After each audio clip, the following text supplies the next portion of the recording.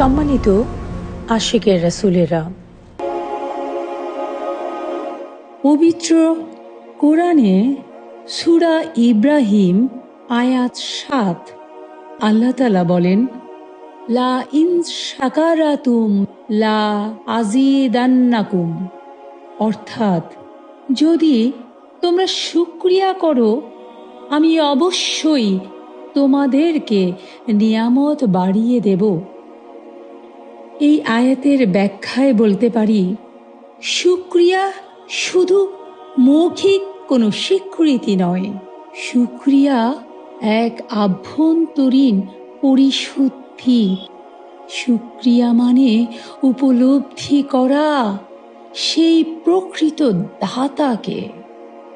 মানুষ যখন বুঝে এ আমার নয়, এই জ্ঞান আমার নয়, এই হাত আমার নয়, এই চোখ আমার নয়, এই পা আমার নয়, এই মস্তিষ্ক আমার নয়, এই হৃৎপিণ্ড আমার নয়, এই কিডনি আমার নয়, এই শরীরের হাড় চামড়া প্রতিটি অঙ্গ প্রত্যঙ্গ সেই আল্লাহরই, সেই মহান সত্তার দান।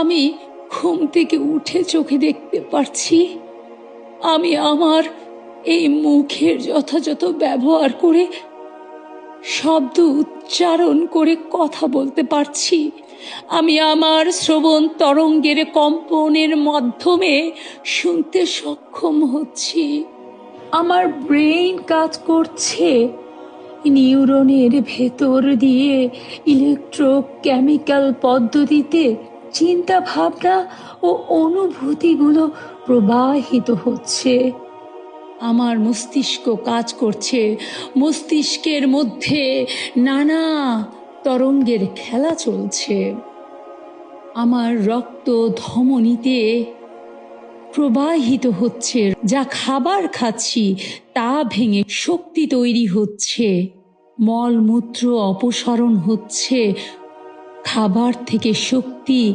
আমার শরীরের বিভিন্ন অঙ্গে ছড়িয়ে পড়ছে। এই কাজগুলোকে আমি করছি। দেখেন তো, চোখের খুব পাশ দিয়ে হাত কিংবা অন্য কোনো বস্তু হঠাৎ ছুটে পড়লে চোখের পাতা বন্ধ হয়ে যায় না? আমরা কি কমান্ড করি, আমরা কি নির্দেশ করি চোখকে, এই চোখ তোর পাতা বন্ধ কর? নির্দেশ তো আমরা করি না। তাহলে চোখের পাশ দিয়ে খুব তীক্ষ্ণ কোনো বস্তু বা কোনো বস্তু ছুটে চলে গেলে চোখের পাতা বন্ধ করে দেয় কে? আমার বোঝার আগে আমার শরীরের ভেতরে, আমার ব্রেনের ভিতরে এই কাজগুলো করছেন কে? কোন সে শক্তি? আমার হার্ট পাম্প করছে কোন সে শক্তি? আমি তো একটা মৃত লাশ। আমার ভেতরে আমি মূলত কে? কে ভেতরে হার্ট পাম্প করাচ্ছে? কে আমাকে চিন্তা শক্তি দান করেছেন? কে আমার পায়ে বল দিয়েছেন? দেখেন তো চিন্তা করে, মানব শরীরের প্রত্যেকটা কলকব্জে একটা নাট বল্টুর মতো না? হাত মুঠ করেন, এক একটা আঙ্গুলের প্রত্যেকটা গিটে কঙ্কাল দেখবেন, প্রত্যেকটা গিটের মধ্যে যখন আমরা আঙ্গুলটা ভাঁজ করি, গিটগুলো কেমন একটা সুনিয়ন্ত্রিত শৃঙ্খলের মাধ্যমে কাজ করছে, ভেতরে কলকব্জা কাজ করছে, হাত মুঠ করছি, ছাড়ছি, পা ভাঁজ করছি, বসছি, শুচ্ছি, মেরুদণ্ড, প্রত্যেকটা হাড়, প্রত্যেকটা নার্ভ। আমরা মাথা ঘুরাচ্ছি, ডান থেকে বাঁয়ে সরছি। আমাদের ভেতরে এই ক্রিয়াকর্মগুলো সচল কে রেখেছেন? কোন সে শক্তি আমার ভেতরে ফুঁকে দেওয়া হয়েছে, যার কারণে এই অচল দেহ, মাটির দেহ সচল হয়ে যন্ত্রের মতো প্রতিনিয়ত প্রত্যেকটা অঙ্গ প্রত্যঙ্গ আমার ভেতরে সুনির্দিষ্ট নিয়ম নীতি পরিচালনা করে কাজ করছে। কখনো ভেবে দেখেছেন কি, এই শক্তি তো আমার নয়, এটা কার দান? গভীরভাবে সাধনা করুন। যা আছে মানব শরীরে তা আছে বিশ্ব ব্রহ্মাণ্ডে। সাধনা করুন, ঐশী সত্তার পরিচয় জানুন। হৃদয়ের সব অহংকার নিমিষেই ভেঙে যাবে। ভেতরে নম্রতার জন্ম নেবে।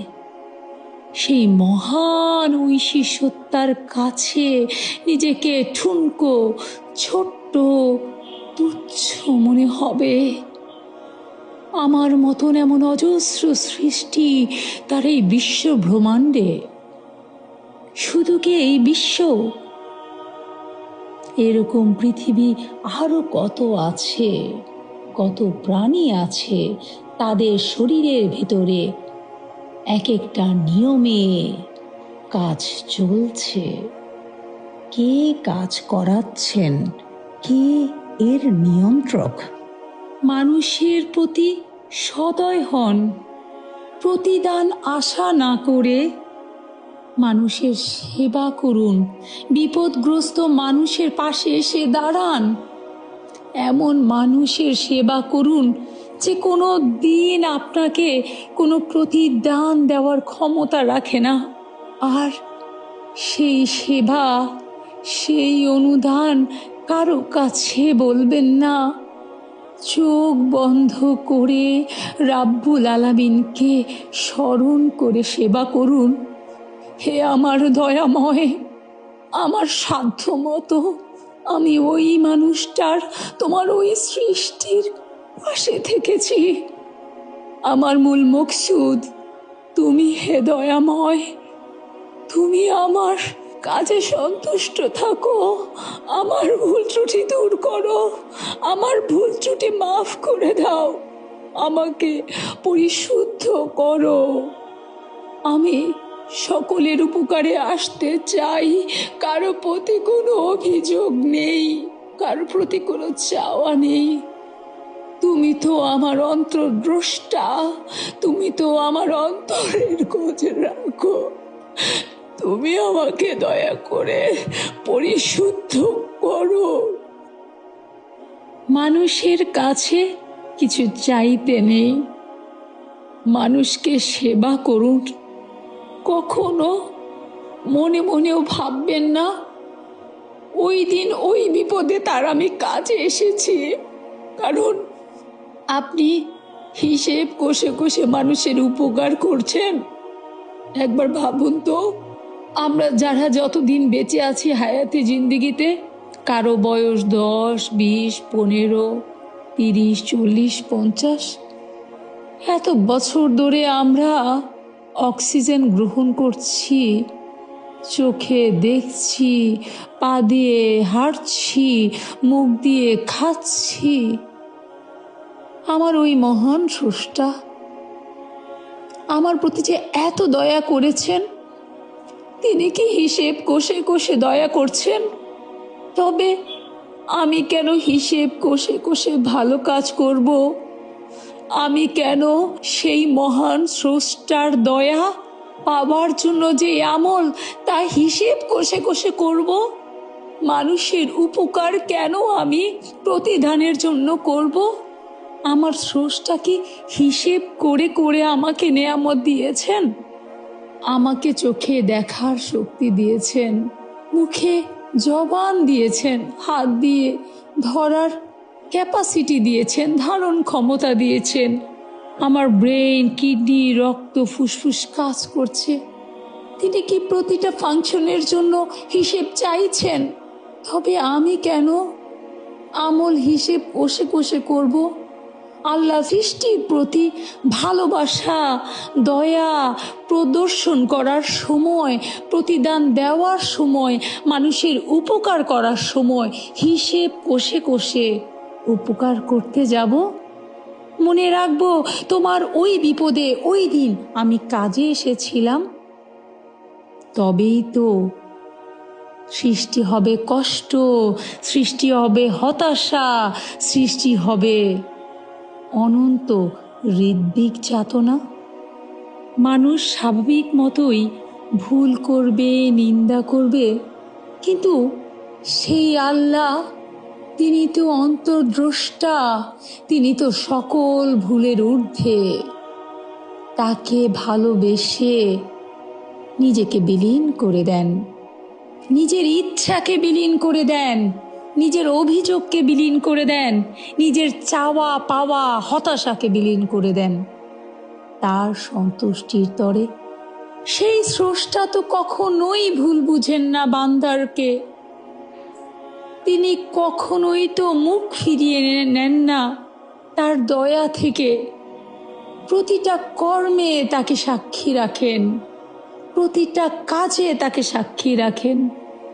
মানুষকে সাক্ষী রাখার দরকার নেই।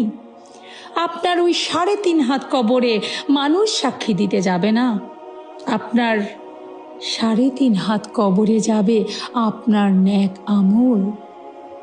স্রষ্টাই আপনার সকল কর্মের সাক্ষী, রাহমাত লিল আলামিন সকল জায়গায় বিদ্যমান।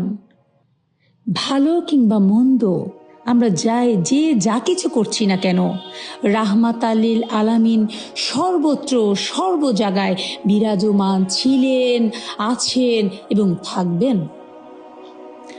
মানুষের প্রশংসা ক্ষণস্থায়ী, মানুষের আবেগ ক্ষণস্থায়ী, মানুষ পরিবর্তনশীল। আজকে আপনাকে যিনি প্রশংসা করছেন, কালকে তিনি আপনাকে গালমন্দ করা খুবই স্বাভাবিক। একটু অনুরোধ করি, দয়া করে কারো প্রতি কোনো প্রত্যাশা রাখবেন না, কারো প্রশংসায় নিজের পরিচয় ভুলে যাবেন না। মানুষ প্রশংসা করলেও আল্লাহর কদমে দয়া চান, যাতে আপনার ভেতরে কখনোই আমিত্ব না আসে। প্রভাব, প্রতিপত্তি, টাকা পয়সা, স্বাস্থ্য সব ক্ষণস্থায়ী। একমাত্র মহান রাব্বুল আলামিন, আমার রব, আমার লালন কর্তা, আমার পালন কর্তা, আমার স্রষ্টা, মহান রাব্বুল আলামিন, তিনি চিরন্তন, চিরঞ্জীব, তিনি গভীর ও অসীম, চিরস্থায়ী।